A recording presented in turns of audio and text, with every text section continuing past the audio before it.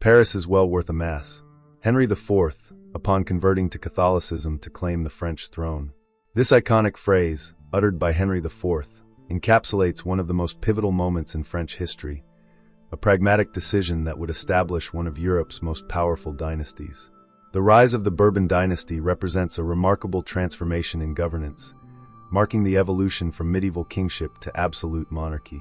The ascent of the Bourbons to power occurred during a critical juncture in European history, as the continent struggled with the aftermath of the Protestant Reformation and the emergence of modern state systems. Their rise to prominence would fundamentally reshape not only France but the entire European political landscape for centuries to come. Henry IV's famous declaration served as more than just a witty remark. It embodied the essence of the new political philosophy that would characterize Bourbon rule. This practical approach to governance, placing national unity and political stability above religious ideology, marked a significant departure from the dogmatic struggles that had torn France apart during the wars of religion. The Bourbon dynasty's path to absolute power can be traced through three distinct phases. The foundation period under Henry IV, 1589 to 1610, a time of reconciliation and reconstruction, where the primary focus was on healing the wounds of religious warfare and rebuilding the kingdom's economic strength. Henry IV's policy of religious tolerance, exemplified by the Edict of Nantes, set a new standard for European governance. The consolidation period under Louis XIII, 1610 to 1643, marked by the strategic partnership between the king and Cardinal Richelieu. This era saw the systematic strengthening of royal authority through administrative reforms and the suppression of noble privileges. The creation of the intendant system laid the groundwork for modern centralized administration. The apex under Louis XIV, 1643 to 1715, the culmination of Bourbon ambitions, where absolute monarchy reached its zenith. The Sun King's reign transformed France into Europe's dominant power, establishing a model of royal authority that other European monarchs sought to emulate. The Bourbons revolutionized the concept of royal power through several key innovations. They developed a sophisticated bureaucracy that extended royal authority into every corner of the realm. The intendant system became the backbone of royal administration, ensuring that the king's will was carried out even in the most remote provinces. The Bourbons understood that power was not merely about political control. They systematically promoted French culture, language, and arts, making France the cultural capital of Europe. The Palace of Versailles became the ultimate symbol of this cultural supremacy. Under Bourbon rule, France developed new economic policies that would later be termed mercantilism. Ministers like Colbert implemented systems to enhance royal revenue while developing French industry and commerce. The Bourbons created Europe's first truly professional standing army, revolutionizing military organization and strategy. This military might became the foundation of French hegemony in Europe. The genius of Bourbon rule lay in their ability to transform medieval concepts of kingship into a modern system of state governance. They created a new political theology where the king's authority derived not just from divine right, but from his role as the embodiment of the state itself. Louis XIV's alleged statement, "I am the state," perfectly captures this conception of royal power. However, this remarkable rise to power came with significant costs. The expense of maintaining such a magnificent court, conducting numerous wars, and supporting an elaborate bureaucracy would eventually strain the kingdom's resources. The very success of the Bourbon system in centralizing power would later contribute to the challenges faced by their successors in the 18th century. The Bourbon legacy profoundly influenced European political development. Their model of centralized authority and administrative efficiency would inspire reforms across Europe, while their cultural achievements would set standards of refinement and sophistication that persisted long after their dynasty's fall. This chronicle of absolute power represents more than just the story of a successful dynasty. It illustrates the birth of the modern state system and the complex relationship between authority, administration, and national identity that continues to influence political thinking to this day. In the twilight of the 16th century, France lay shattered by religious wars that had torn through its very fabric. From this turbulent epoch emerged an unlikely figure who would forever alter the course of French history. In the ancient town of Pau, in the Kingdom of Navarre, was born a Protestant prince named Henry, a man destined to become one of France's most remarkable monarchs. The year 1589 found France drowning in a sea of violence and uncertainty. The streets of Paris echoed with the clash of steel and the fervent prayers of both Catholics and Protestants. The kingdom had become a battlefield where brother fought against brother, and the crown itself seemed to hang by a thread. It was in this crucible of chaos that Henry of Navarre would forge his destiny. As a Protestant prince in a predominantly Catholic realm, Henry's claim to the French throne seemed tenuous at best. Yet fate had placed him in the line of succession, and circumstances would soon thrust him into the center of French political life. The assassination of Henry III, the last of the Valois dynasty, left the kingdom without a clear heir, and the Protestant Henry of Navarre suddenly found himself the legitimate claimant to the throne of France. The challenges facing this would-be king were immense. Paris, the heart of the kingdom, remained firmly in the grip of the Catholic League, who vehemently opposed the idea of a Protestant monarch. The Spanish crown lurked at the borders, ready to exploit any sign of weakness.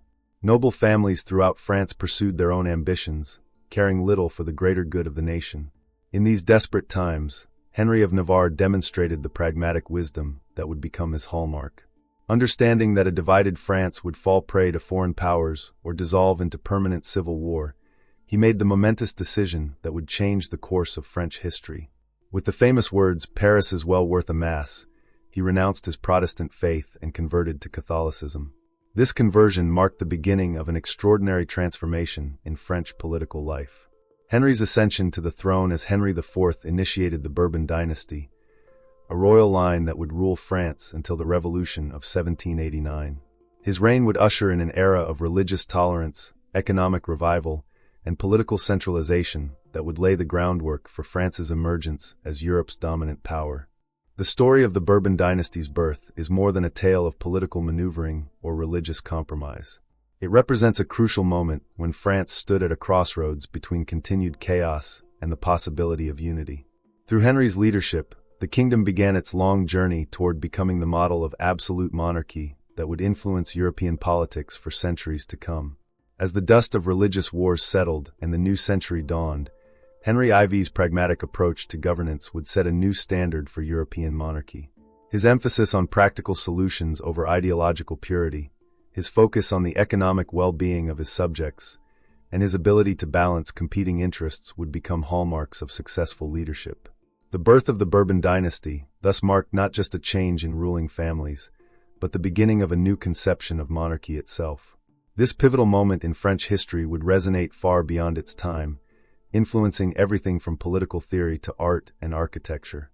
The ascension of the Bourbons would ultimately transform France from a kingdom torn by religious strife into Europe's most powerful and culturally influential nation. Paris in 1589 painted a vivid portrait of a kingdom tearing itself apart. The city's atmosphere was thick with tension, where the acrid smell of gunpowder lingered in the air, mixing with the smoke from countless chimneys. The familiar tolling of church bells, once a comforting sound marking the rhythm of daily life, now often served as warning signals of impending violence. Through the cobblestone streets of the capital, life continued in a precarious balance. Market vendors called out their wares with forced cheerfulness, their voices competing with the constant clatter of horses' hooves on stone. Yet beneath this facade of normalcy, fear and suspicion ruled the day. In the narrow alleyways, Catholics and Protestants passed each other with sideways glances, each group clutching their religious symbols a little tighter, ready to duck into doorways at the first sign of trouble. The social fabric of Paris had become a complex tapestry of intrigue and suspicion.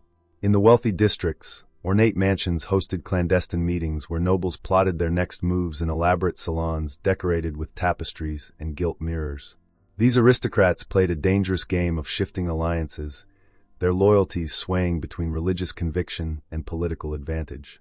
The city's markets, once bustling centers of commerce, now operated under the shadow of religious tension. Merchants carefully gauged their customers' religious affiliations before engaging in trade, while armed men patrolled the streets, their presence a constant reminder of the fragile peace. The Latin Quarter, traditionally a center of learning, had become eerily quiet, with many students and scholars fleeing the volatile situation. In the working-class neighborhoods, the situation was even more precarious. Artisans and laborers found their livelihoods disrupted by the constant threat of violence. Workshops that had operated for generations stood empty or were converted into makeshift armories.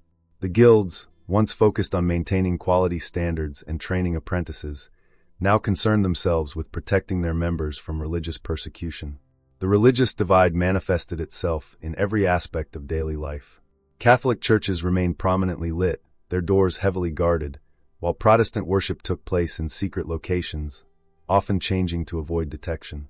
The Seine River, Paris's lifeline, saw reduced traffic as merchants feared their goods might be seized by one faction or another. At night, the city transformed into an even more dangerous place.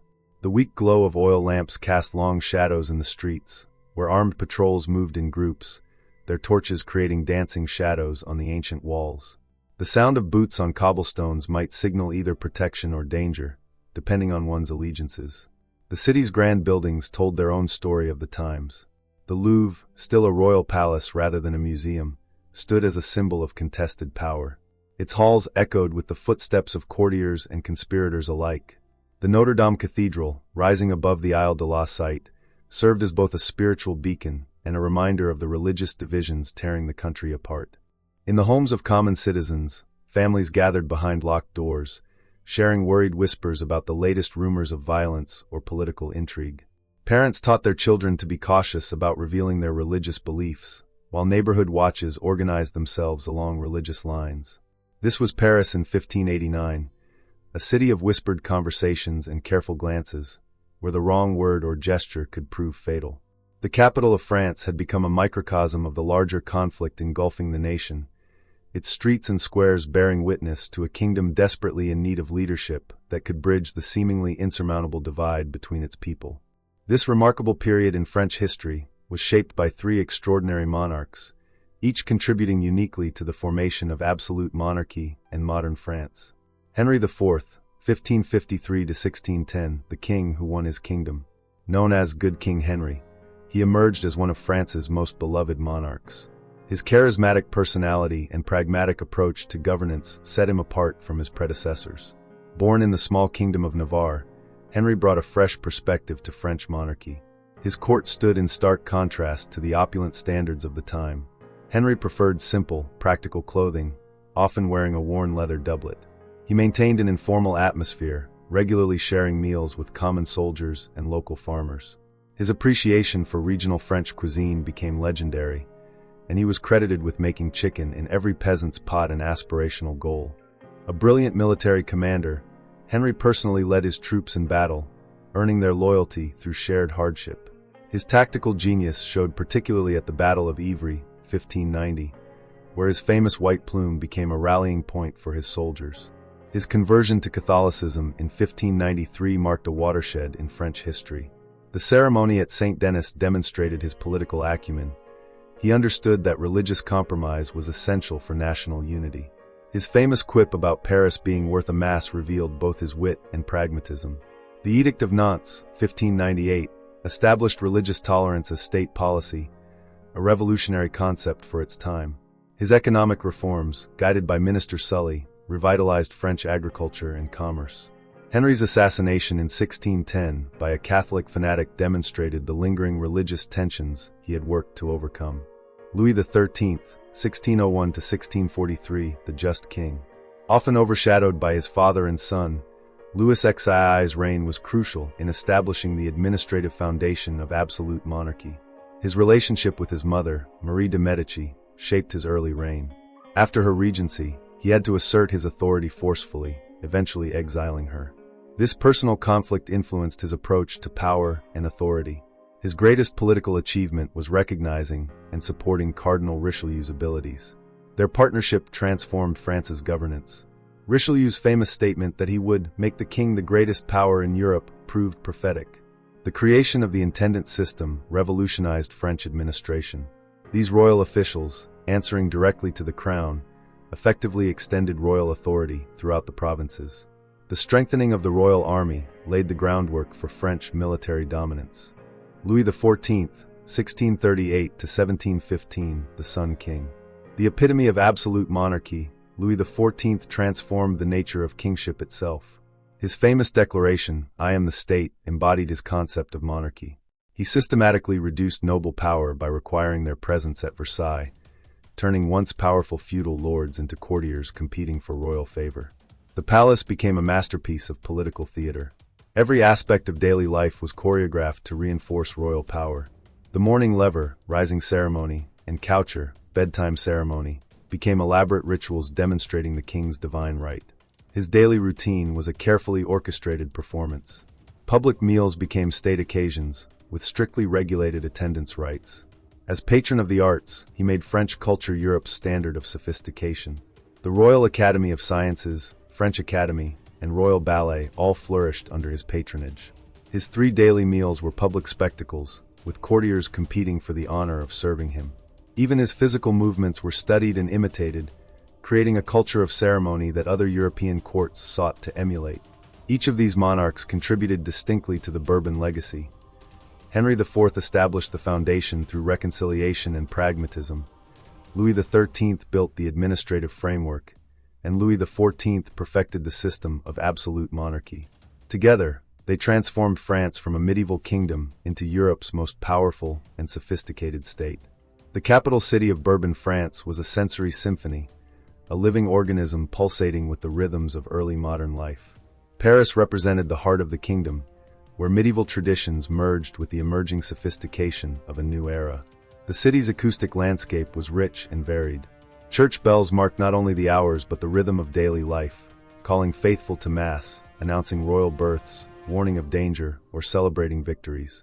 Each church had its distinct tone, creating a complex musical dialogue across the city's skyline. The cries of merchants echoed through narrow streets, each with their characteristic call. The fish seller's morning shout, the wine merchant's afternoon song, and the lamplighter's evening cry. Carriages rattled across cobblestone streets, their wheels and horses' hooves creating a constant urban percussion, while the clip-clop of noble steeds mixed with the shuffling feet of common folk. Dawn would bring the aroma of fresh bread wafting from countless bakeries, mixing with the smoke from morning fires. The notorious streets held less pleasant scents, though the nobility attempted to mask urban odors with expensive perfumes imported from Grasse.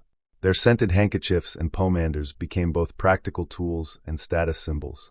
The city's architecture created unique microclimates where smoke from thousands of chimneys mixed with morning mist rising from the Seine, creating a distinctive Parisian atmosphere that visitors often remarked upon in their letters and diaries. The Palace of Versailles represented the pinnacle of Bourbon authority, a carefully orchestrated environment where every detail served to reinforce royal power. The Hall of Mirrors stood as the crown jewel of Baroque architecture. Its 357 mirrors reflected not only the light from 17 enormous windows, but also the power of the French monarchy. The play of light, deliberately calculated to awe visitors, created an almost supernatural effect, especially during evening ceremonies when hundreds of candles multiplied their glow infinitely in the mirrors. The gardens were a triumph of geometric precision, where nature itself was made to bow to royal will. Le Nôtre's designs created perfect symmetries and sightlines, with every tree and shrub precisely trimmed to maintain mathematical perfection. The Apollo fountain, celebrating the Sun King's chosen symbol, combined classical mythology with contemporary political messaging. Etiquette at Versailles was elevated to an art form. Every action, from morning to night, was governed by precise rules. The right to sit in the king's presence, the privilege of holding a candlestick during royal ceremonies, or the honor of helping the king dress became fiercely contested privileges. Spatial hierarchy was rigorously enforced. The closer one's apartments were to the king's chambers, the higher one's status. Courtiers would spend fortunes to maintain apartments that might only be used for a few hours each day, as their presence at court was mandatory. Court entertainments were spectacular affairs combining multiple art forms. Ballet, theater, music, and fireworks merged in elaborate performances that could last for days. The gardens hosted magnificent fêtes where illuminated fountains played to musical accompaniments, and temporary theaters arose among the topiaries. Daily routine followed a strict schedule. Morning, the lever ceremony, where privileged courtiers assisted in the king's rising midday. Public dining, where watching the king eat became a coveted honor evening. Entertainment ranging from card games to grand balls night. The coucher ceremony, mirror image of the morning ritual. The palace operated like a small city, with thousands of residents from nobles to servants. Its kitchens fed hundreds daily, its stables housed hundreds of horses, and its fountains required a small army of workers to maintain their operation. This carefully constructed world served as both stage and instrument of royal power. Every aspect, from the grandest ball to the smallest detail of garden maintenance, reinforced the message of Bourbon supremacy and created a model of courtly behavior that would influence European culture for centuries to come. The contrast between Paris and Versailles, between urban reality and royal ideal, illustrated the dual nature of Bourbon rule. Pragmatic administration combined with theatrical display of power, creating a unique political and cultural system that defined an era. The Bourbon era witnessed a profound metamorphosis in French society and culture, fundamentally reshaping how power was exercised and how art was created. This transformation touched every aspect of French life, from the corridors of power to the stages of theaters. Administrative innovations under the Bourbons revolutionized governance in France. The creation of the intendant system stands as one of their most brilliant administrative achievements. These royal officials, chosen from the educated middle class rather than the nobility, became the eyes and ears of the monarchy throughout the provinces. They collected taxes, administered justice, maintained public order, and supervised local officials. The intendants represented a new type of civil servant, professional, educated, and loyal to the crown rather than to local interests. The development of state bureaucracy marked another significant innovation. The Bourbons established specialized councils and ministries to handle specific aspects of governance. The Council of State, the Council of Finances, and various other administrative bodies created a complex but efficient system of government. This bureaucratic structure required a new class of educated administrators, leading to the rise of the noblesse de robe, nobles of the robe, who gained their status through education and service rather than birth.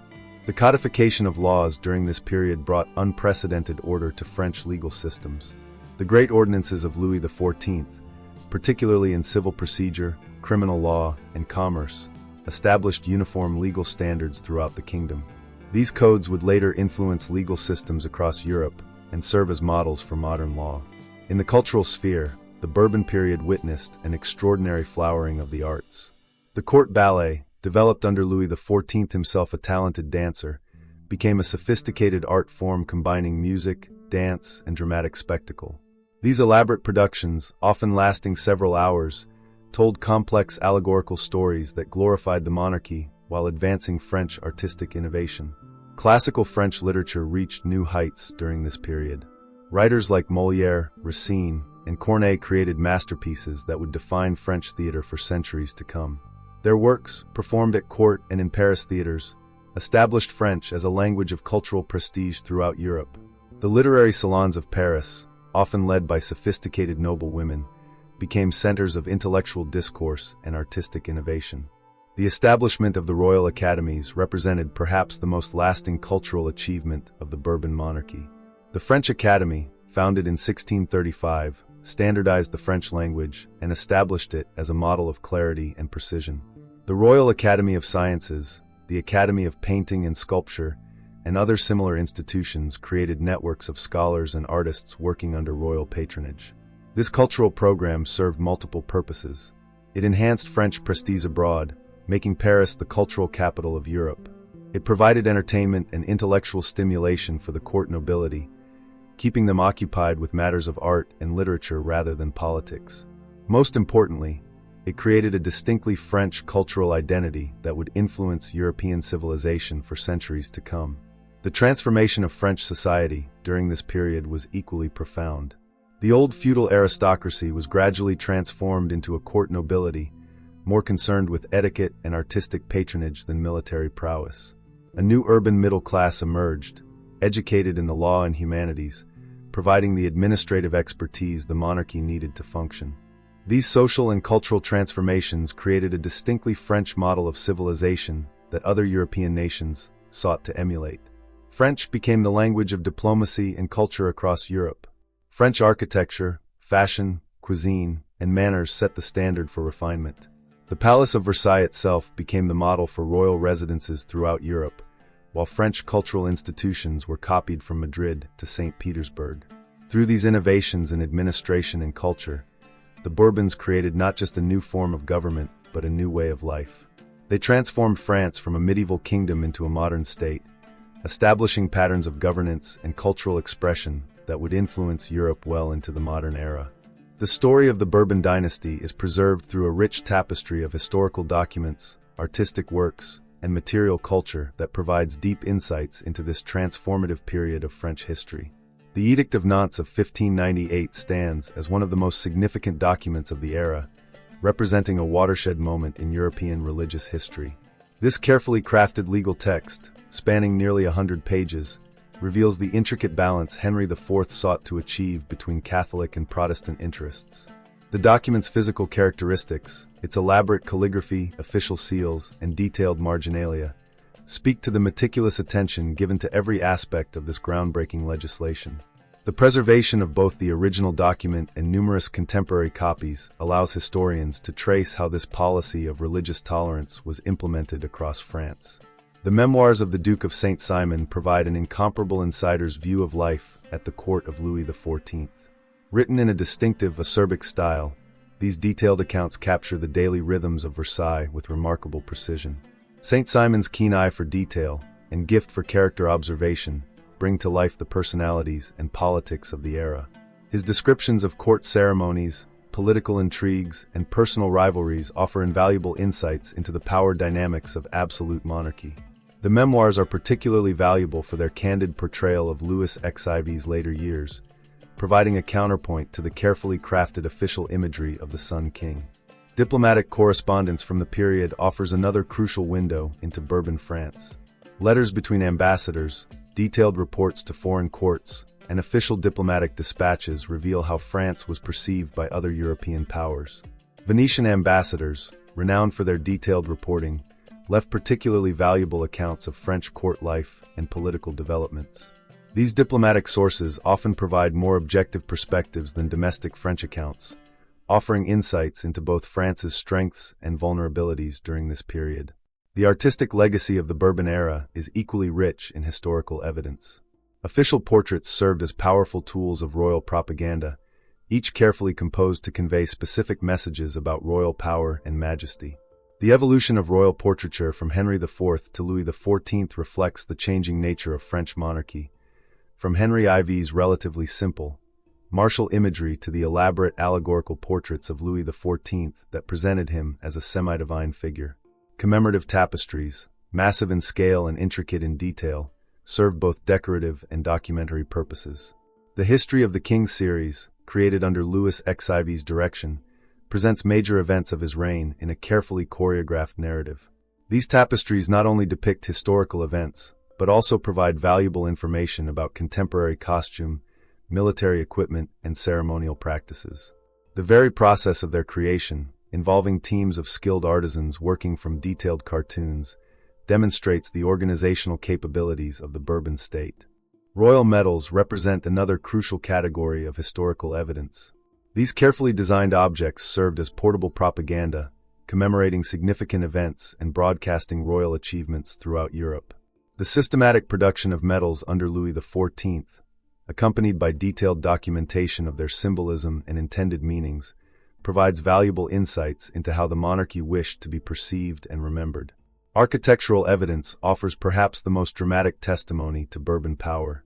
The Palace of Versailles, with its careful preservation of original features and detailed construction records, allows historians to reconstruct both the physical evolution of the building and its role in royal governance. The palace's layout, decorative programs, and even its plumbing systems provide concrete evidence of how space and architecture were used to reinforce royal authority. Personal objects associated with the Bourbon monarchs offer intimate glimpses into royal life. Henry IV's personal prayer book, Louis XIV's hunting equipment, and Louis XIV's collection of scientific instruments reveal aspects of their individual interests and daily activities. These artifacts, preserved in various French museums, help humanize these historical figures while providing evidence of period technology and craftsmanship. Administrative records form another crucial category of evidence. The systematic record-keeping practices developed under the Bourbons resulted in vast archives of financial accounts, judicial decisions, and administrative correspondence. These documents reveal how royal policies were implemented at the local level and how the growing state bureaucracy actually functioned. The combination of these various forms of evidence, textual, visual, and material, allows historians to construct a nuanced understanding of the Bourbon era. Each category of evidence offers different perspectives on this pivotal period, from the grand strategies of statecraft to the intimate details of daily life at court. Together, they reveal how the Bourbons transformed France from a medieval kingdom into Europe's most powerful and sophisticated state. The ascension of the Bourbon Dynasty fundamentally altered the course of French and European history, leaving an indelible mark that resonates through the centuries to the present day. Their legacy encompasses political structures, cultural influences, and architectural treasures that continue to shape our modern world. The most dramatic immediate impact of Bourbon rule was the achievement of religious peace in France. After decades of devastating religious wars, Henry IV's policy of religious tolerance, embodied in the Edict of Nantes, established a workable framework for Catholic-Protestant coexistence. This pragmatic approach to religious differences became a model for other European nations grappling with similar challenges. The pacification allowed France to redirect its energies from internal strife to national development, setting the stage for its emergence as Europe's dominant power. The modernization of state administration under the Bourbons revolutionized governance. The creation of a professional civil service, staffed by educated officials chosen on merit rather than birth, established patterns of public administration that would influence government organization worldwide. The intendant system, with its clear hierarchies and systematic reporting procedures, became a template for modern bureaucratic organization. This administrative framework proved so effective that many of its basic principles survived the French Revolution and continue to influence French governance today. French cultural hegemony, established during the Bourbon era, transformed Europe's intellectual and artistic landscape. The French language became the international language of diplomacy and culture, a position it would maintain well into the 20th century. French artistic standards, from architecture to fashion, became the measure of sophistication throughout Europe and beyond. The Bourbon court's emphasis on refinement, elegance, and precision in all aspects of life created enduring standards of taste and behavior. The centralized administrative system developed under the Bourbons continues to influence modern governance. France's current administrative structure, with its emphasis on centralization and professional civil service, bears clear marks of its Bourbon origins. The practice of governing through specialized ministries and administrative departments, first systematized under the Bourbons, remains a fundamental feature of modern state organization. Even the geographic organization of French administration, with its departments and regions, builds upon foundations laid during this period. French cultural influence, though transformed, remains a significant force in contemporary global culture. The French language continues to be a crucial international language, particularly in diplomacy and culture. French cuisine, fashion, and artistic traditions, all significantly shaped during the Bourbon period, continue to set global standards of excellence. The concept of cultural policy, government support and promotion of arts and culture, pioneered by the Bourbons, remains a distinctive feature of French governance and has been widely emulated by other nations. The architectural heritage of the Bourbon period represents one of their most visible legacies. The Palace of Versailles, attracting millions of visitors annually, stands as a testament to Bourbon ambition and artistic achievement. But beyond Versailles, the architectural principles developed during this period, emphasizing symmetry, grandeur, and the integration of buildings with formal gardens, continue to influence urban planning and architectural design. The French garden style, perfected under the Bourbons, remains influential in landscape architecture worldwide.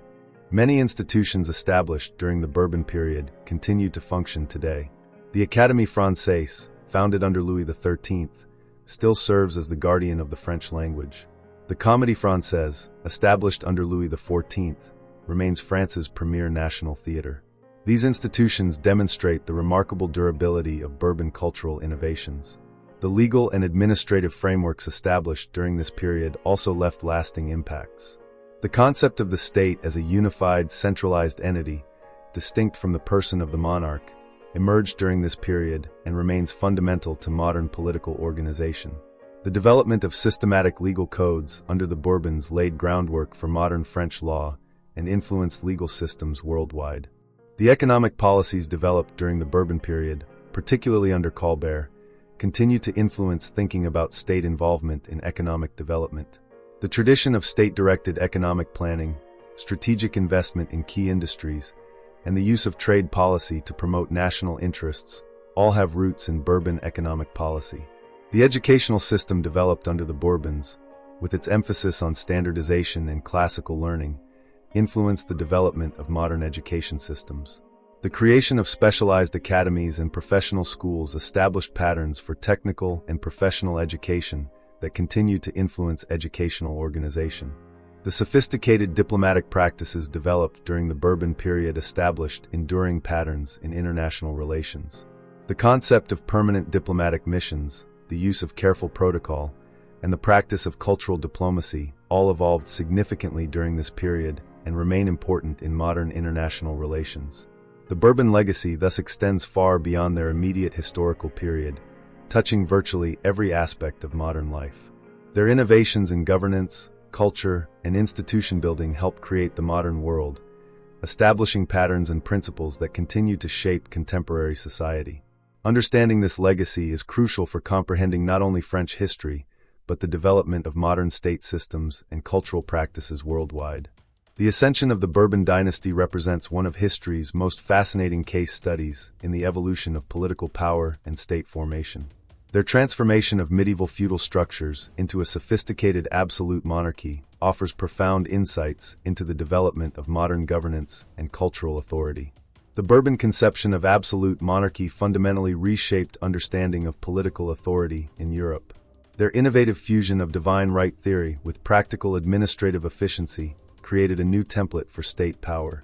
This model demonstrated how traditional religious authority could be combined with modern bureaucratic structures to create a more effective system of governance. Under the Bourbons, power became centralized yet sophisticated in its exercise. They showed that absolute authority could be compatible with administrative rationality and cultural refinement. This was not mere tyranny, but a complex system of governance that engaged multiple layers of society in the project of state building. The relationship between religious authority and political power during the Bourbon era reveals fascinating complexities. Beginning with Henry IV's pragmatic conversion to Catholicism, the Bourbons developed a nuanced approach to religious matters. They maintained Catholicism's position as the state religion while initially tolerating Protestantism, demonstrating how religious policy could serve state interests.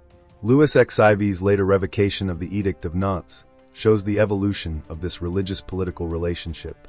His famous declaration, "One king, one law, one faith," exemplified how religious uniformity came to be seen as essential to political unity. This complex interaction between religious and political authority would influence European political thought for centuries. The Bourbon administrative revolution provides crucial insights into the development of the modern state. Their creation of a professional bureaucracy, standardized legal codes, and systematic record-keeping established patterns that would define modern governance. The intendant system, in particular, shows how central authority could effectively extend its reach to the local level. Their innovations went beyond mere administration. The Bourbons created new forms of public space and social interaction, centered on the court but extending throughout society. The careful orchestration of court life at Versailles represented a new way of managing elite society and channeling political ambitions into cultural expression. Perhaps the Bourbons' most enduring legacy lies in their understanding of cultural power. They recognized that authority required more than just military force or administrative efficiency. It needed cultural legitimacy. Their patronage of arts, sciences, and letters created a cultural hegemony that amplified France's political power. The Bourbon legacy in cultural policy remains remarkably relevant. Their understanding of how cultural prestige could enhance political authority anticipated modern concepts of soft power and cultural diplomacy. Their systematic promotion of French language and culture created patterns of cultural influence that persist today. The Bourbon era raises several questions that remain pertinent to contemporary political discourse. How does a state balance central authority with local autonomy? The Bourbon solution, strong central control exercised through professional administrators, continues to influence debates about federalism and regional governance. What role should culture play in political authority? The Bourbon understanding of cultural power's importance offers insights for modern nations seeking to enhance their global influence. How can traditional authority adapt to modernizing forces? The Bourbon success in combining traditional monarchical authority with modern administrative methods provides lessons for societies managing similar transitions. The Bourbon legacy continues to evolve in contemporary understanding.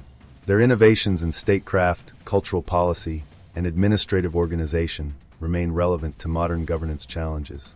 The physical legacy of their reign, particularly Versailles, continues to attract millions of visitors, serving as a tangible reminder of their achievement in creating a new model of state power. The Bourbon experience offers valuable insights for contemporary issues. Their success in creating effective central administration from feudal chaos provides lessons for developing nations building state institutions. Their systematic use of cultural promotion as a tool of state power offers models for modern cultural diplomacy. Their methods of incorporating diverse regional and social elements into a unified state structure remain relevant to modern nation-building efforts. The Bourbon Dynasty's achievement in transforming France from a medieval kingdom into Europe's leading power represents more than historical interest. It provides enduring lessons about the nature of political authority, cultural influence, and state development. Their legacy continues to inform understanding of how states can effectively combine authority, efficiency, and cultural prestige in the exercise of power. These reflections on the Bourbon era remind us that while historical circumstances change, fundamental questions about the nature of political authority, cultural influence, and effective governance remain surprisingly constant. Their solutions to these challenges, while products of their time, continue to offer valuable insights for contemporary political thought and practice.